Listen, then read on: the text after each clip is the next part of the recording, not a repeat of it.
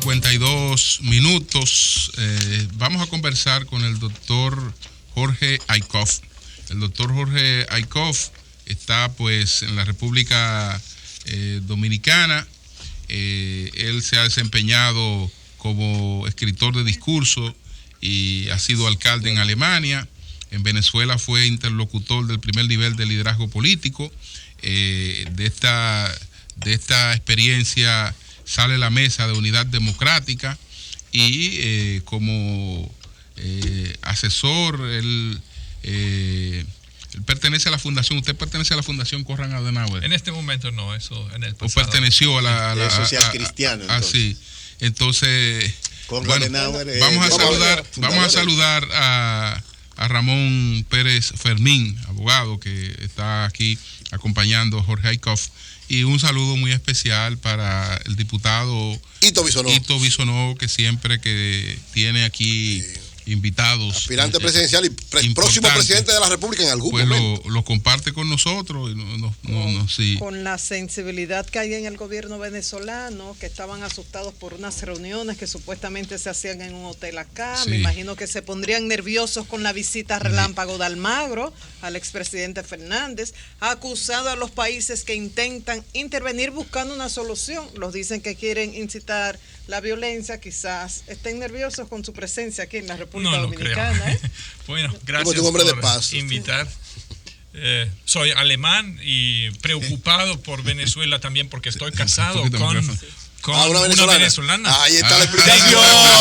Ahí está la explicación. Hijita venezolana. Y la idea es en algún momento vivir en Venezuela, y creo que tengo que dar unas vueltas más por República Dominicana, México, Alemania, hasta que llegue este punto. Mientras tanto, este es un país muy acogedor. La República Dominicana es un país muy acogedor, es decir, que así es, en lo que usted y espera. Muy bello que tantos dominicanos se preocupen por Venezuela. Los periodistas aquí y allá hacen el trabajo que no es nada fácil en Alemania, porque hay demasiada gente interesada en no informar sobre lo que está pasando en Venezuela. Y muchas gracias por dedicar este espacio. ¿Dónde reside usted actualmente? Este tema en México. En México. Sí, me dedico a la consultoría, que a veces me trae también a otros países, como en este momento la República Dominicana, y allí creo que la buena consultoría política siempre viene de la experiencia práctica. Y mi experiencia práctica fue tanto en Alemania como en Venezuela, muy de cerca y con mucha dedicación. Me dediqué, con mucho interés me dediqué a acompañar ese ejercicio, ese esfuerzo de rescatar la democracia. ¿Cómo se logró en Venezuela? ¿Cuál fue la clave para usted lograr que tanta gente disímile pudiera sentarse en una mesa y ponerse de acuerdo? Bueno, eso fue en el año 2009, cuando ya estaba muy claro, a partir del año 2007, con el referéndum, Chávez quería introducir el socialismo, los venezolanos lo rechazan. En el 2009 presenta la reelección ilegalmente, porque ya se había rechazado en un referéndum nuevamente. Y entonces en el febrero de 2009 los venezolanos veían, esto va a ser Chávez para siempre, papá Dios quiso otra cosa, pero en este momento estaba muy claro que ante este bloque de poder que se estaba instalando había que unirse para pelear con otras estrategias. Así que de cierta manera se puede decir que fue una presión externa también que ayudó mucho a que se unieran los que se tenían que unir. Y luego, ¿cómo se unen gente? Conversando. Y a veces ayuda si un extranjero sirve el café mientras tanto y el agua. y eso es lo que está haciendo el expresidente Leonel Fernández, ayudar a que la gente converse y no se lance lacrimógenos ni balas. Lamentablemente, ayer hubo 3 muertos en Venezuela. Y siempre es preferible conversar.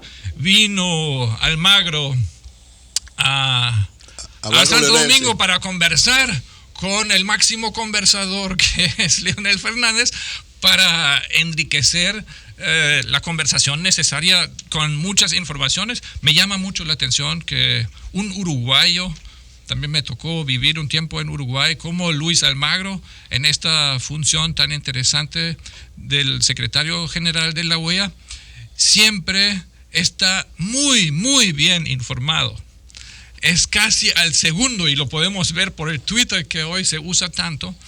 Y esto es mérito también de muchos periodistas que están manteniendo este flujo de información tan necesario, que a veces puede salvar vidas, ¿no? Sobre Almagro, el gobierno venezolano entiende que él está incitando a la violencia, al igual que los países, y uno siente que el sombrero le cabe a la República Dominicana por el papel jugado por el expresidente Fernández. Ellos entienden que los países que intentan intervenir también en la búsqueda de esta solución están incitando a la violencia ya. Eso es su opinión. También expresó el presidente Maduro que va a entregar 500,000 de fusiles a sus milicias. No sé qué hacemos con los fusiles. Yo creo que para las conversaciones no ayudan tanto. Hay un grandísimo movimiento de resistencia que hace uso del derecho de manifestarse en las calles, y estas manifestaciones, como vemos constantemente en videos grabados, se acercan a un piquete de policía y ya a cientos de metros de distancia se le lanzan lacrimógenos. Eso casi se ha convertido en un ritual en Caracas y en otros lugares de la República Bolivariana de Venezuela. Un factor nuevo, y eso quizás es el hecho más llamativo del día de ayer, son grupos paramilitares que con tiros a la cabeza, es un factor común en la muerte de dos muchachos de 18 o 17 y 23 años que murieron por disparo en la cabeza. Ejecutados estos disparos por grupos informales paramilitares al servicio del gobierno. Y no tenemos ningún hecho ni remotamente parecido que donde sea al revés. Sí. Supuestamente estaban encapuchados. Bueno, pues, si están encapuchados puede ser cualquier otro lado. El caso de Venezuela es un caso que nos llama bastante la atención. Nosotros comentamos esta mañana y lo hemos comentado toda esta semana, las tensiones que se viven, las movilizaciones y la división que asiste a esa sociedad actualmente. Sin embargo, nosotros vemos que al liderazgo que conduce Venezuela con muchísima incompetencia, que un país que debía tener condiciones de vida de privilegio está dando lástima. Decía Martí que cuando los pueblos emigran, los gobernantes sobran, ¿verdad? Y uno ve los venezolanos cómo están viniendo para acá a buscar vida cuando nosotros era lo que debíamos estar yendo para allá. Pero vemos cómo, por ejemplo, el gobierno norteamericano ha puesto al vicepresidente como narcotraficante. Vemos cómo se han ido tensando la situación, y uno ve como si a la gente que está a la cabeza del gobierno no se le hubiera dejado una salida. Esto pienso que lo que hace es tensar más la situación. Es decir, si yo sé que cuando salga de aquí probablemente lo que me toque es una extradición y una descalificación moral, entonces yo voy a aferrarme aquí. Es decir, veo como demasiado radicalismo de ambos lados, como si hubiera muchas intervenciones. El señor Almagro, que le tenía mucho respeto y se lo perdí todo a partir de un informe sobre migraciones que presentó, donde presenta a la República Dominicana como un tránsito de los haitianos y no como el principal receptor de la migración haitiana, que lo es y que lo somos, aunque nuestras capacidades financieras no nos permitan manejar esos desafíos junto con los propios que tenemos los dominicanos. Uno dice, bueno, como en otras cosas, la verdad es la primera víctima de este proceso. ¿Quién dice la verdad? Entonces, ¿cuál es la inquietud? Mi inquietud es si usted no cree que están cerrando la puerta a una vía pacífica, no solo por parte de la gente que está conduciendo Venezuela, sino también por parte de los grupos que legítimamente están pidiendo a un grupo que ha probado ser demasiado incompetente y además antidemocrático. Okay, perfecto. Bueno, la vía, eso dice la comunidad internacional, eso lo dice la OEA por consenso. La vía es la Constitución de Venezuela. Y la Constitución señala varias puertas, varias salidas. Uno, pero no golpe de Estado, derecho constitucional es referéndum revocatorio. Y se vio el año pasado cómo se mató este referéndum por tribunales estatales, ni siquiera el Supremo, sino varios tribunales menores que fallaron todos el mismo día después de un anuncio del señor vicepresidente acusado de narcotráfico, como usted lo mencionó. Fue el gobierno que cerró la puerta del referéndum. ¿Por qué lo cerró? Porque sabe que lo pierde. ¿Por qué sabe que lo pierde? Porque ya perdió las elecciones parlamentarias en diciembre del 2015, que generaron una mayoría de 2/3 de la oposición en la Asamblea Nacional. ¿Qué hace el gobierno? En vez de conversar con una Asamblea Nacional electa, usa y abusa el Tribunal Supremo de Justicia, donde hay exdiputados chavistas. Hay un juez que como diputado votó por sí mismo como juez del Tribunal Supremo, y fue el Tribunal Supremo que el 29 de marzo cerró la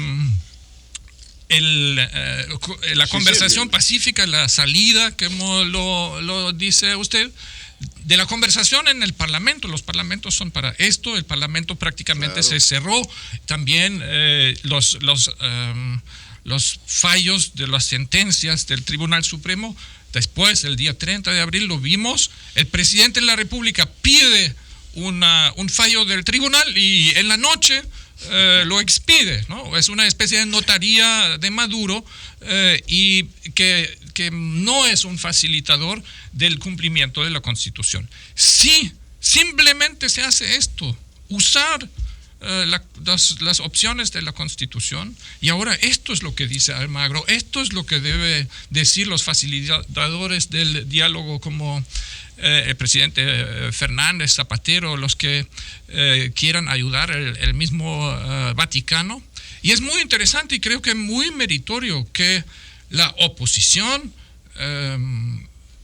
dice Constitución, Constitución, Constitución, porque no es la Constitución que ellos inventaron, fue también una violación muy dura. No había en la Constitución vigente en el 99 una posibilidad de reformarla de la forma como se ha hecho. Hoy la Constitución vigente es la bandera de todos los venezolanos de bien, y creo que esto es lo único que también la comunidad internacional, los que opinamos desde fuera, podemos decir. Constitución. Y el grito en las calles de Caracas y de todo Venezuela en estos días es Constitución y calle, ¿no? Pero Venezuela está dividida. Yo a distancia no me atrevo a decir que la mayoría es la oposición ni que la mayoría es el gobierno.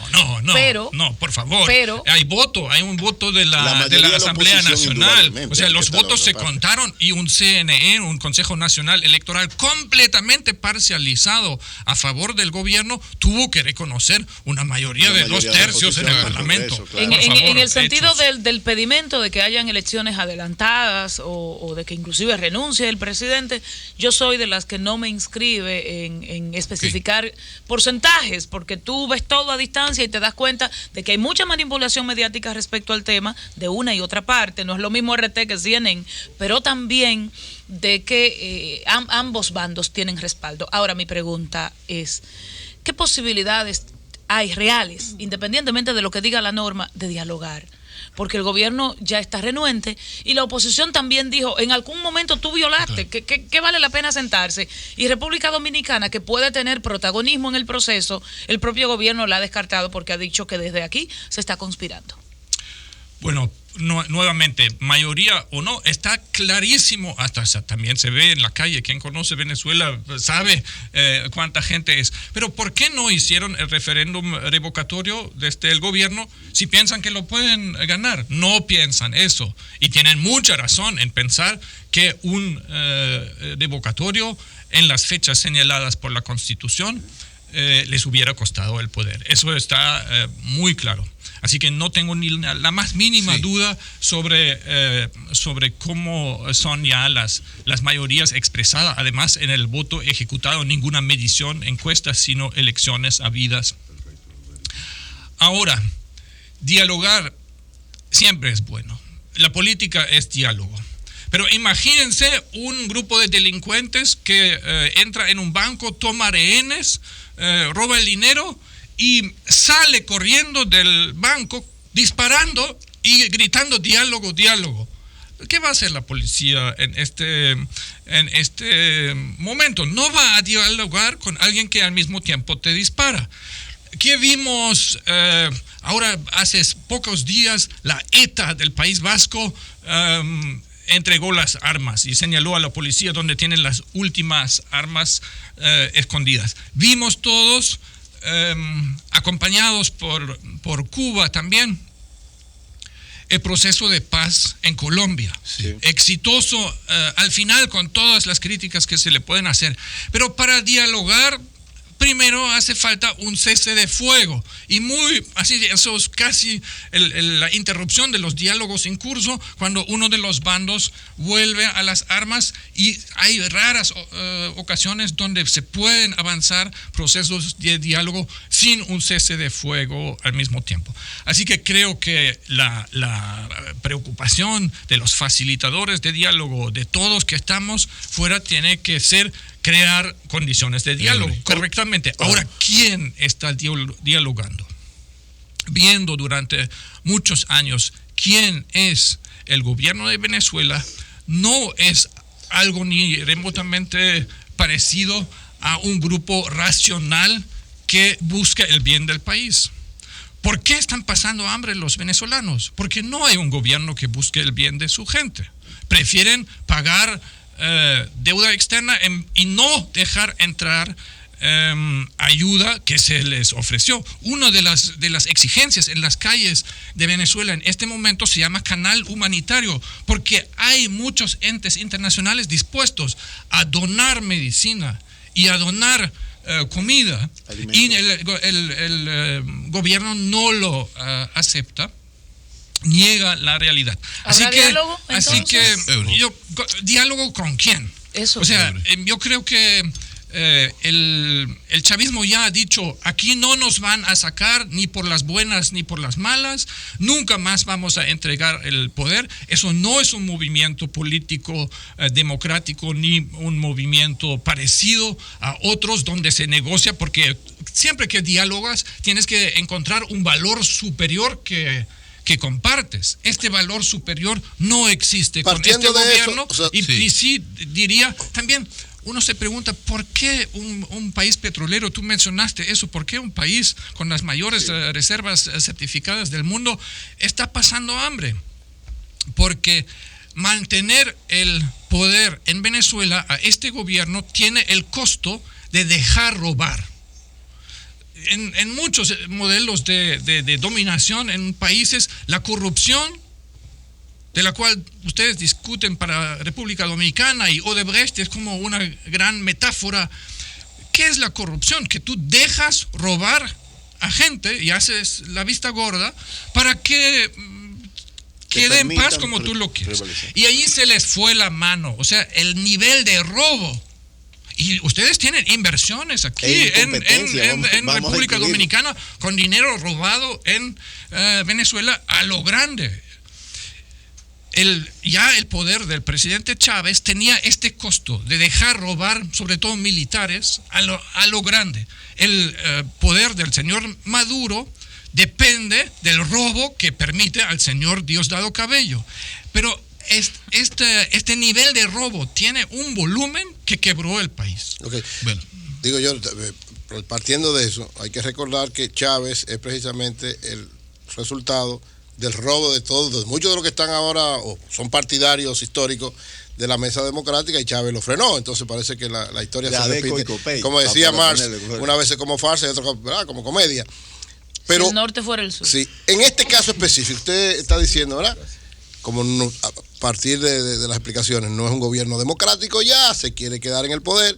Entonces usted lo que está planteando, y eso es lo que usted le está sugiriendo a la Mesa Democrática, que den un golpe de Estado, que provoquen una guerra civil. ¿Hablo de constitución? No, pero no, porque digo. Perdón, no, porque oye. Él habló de los elementos que entonces, no, estoy planteando las dos opciones. No le estaba oyendo. Pero espérese, porque él está diciendo. Yo no sé dónde fue. No, porque él dice constitución, pero el gobierno asume o sea, el argumento suyo es el mismo que dice el gobierno. Yo asumo la constitución y son juzgados que lo están haciendo. Lo dirige el gobierno, pero el gobierno que está dirigiendo el país. Entonces, la pregunta es, ¿ellos van a seguir haciendo eso permanentemente? Sí. Ante cualquier acción que plantee la Mesa Democrática, cualquiera que sea, el gobierno va a tratar de legitimarlo con sus instituciones. La pregunta es, como ustedes entienden... O vulnerando las instituciones. Bueno, pues está bien, vulnerándolas. Pateando las instituciones. La salida es forzar, cuando hay elecciones, dentro de 2 años, esperar las elecciones para coger el poder con elecciones, o forzar una situación, como usted dice ahora, de que como este gobierno no es democrático y está violando las constituciones, lo que puede llevar a un enfrentamiento violento, no de diálogo. De golpe de Estado. O un enfrentamiento violento, un golpe de Estado y quitar al gobierno no con elecciones, sino con una acción como esa. ¿Qué podría darse entonces en función de eso? ¿O qué usted cree que puede darse? Mi profundísima convicción es que en todas las personas siempre hay un bien. Y hay que apelar al bien en todos. Gloria a Dios, Dios lo bendiga, por fin lo oí hablando bonito. Y creo que también, y conocí muchísimos... O sea, que Maduro en el fondo es bueno.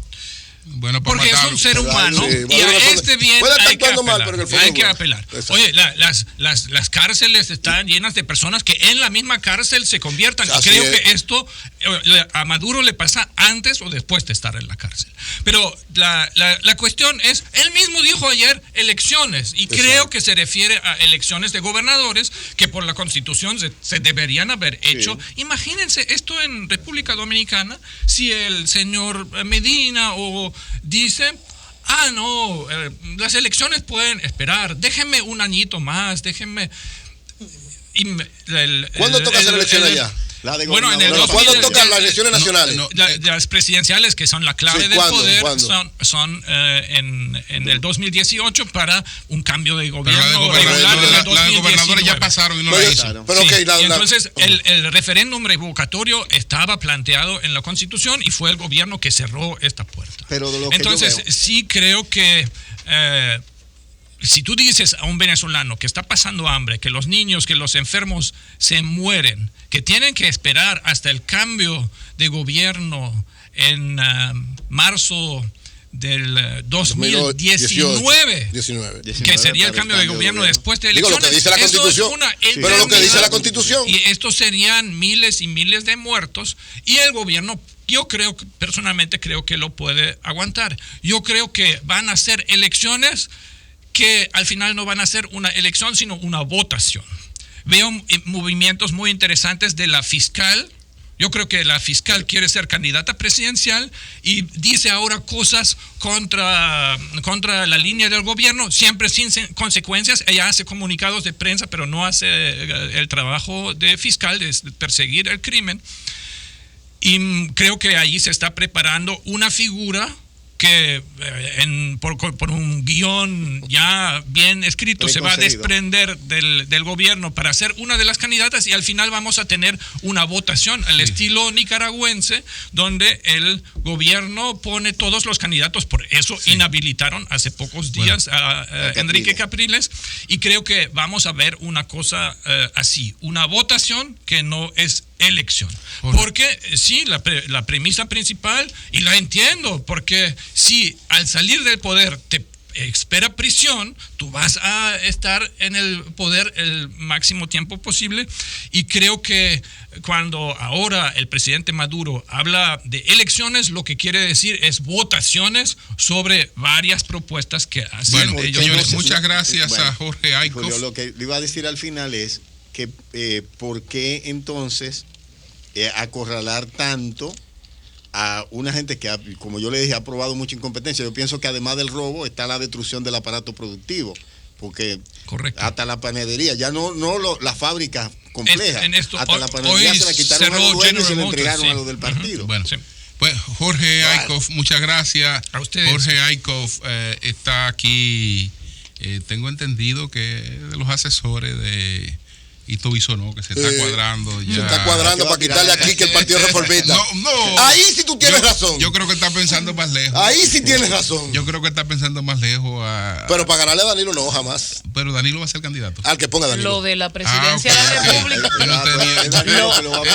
Lo de la presidencia de la República de Ito es conocido. Sí. Su aspiración. No, y le va a quitar el Partido Reformista aquí.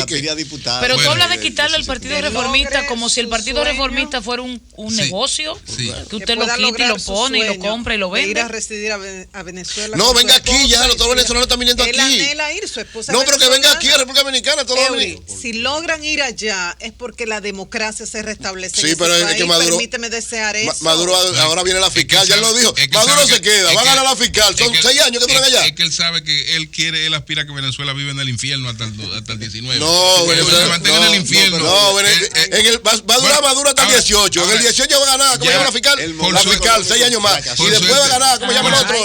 Ni lo diga, por favor. Lo que le beneficia a todos los venezolanos, es que van para el cielo. Porque ya el infierno lo están pagando aquí. Ay, mi madre. Cambio y fuera. El sol de la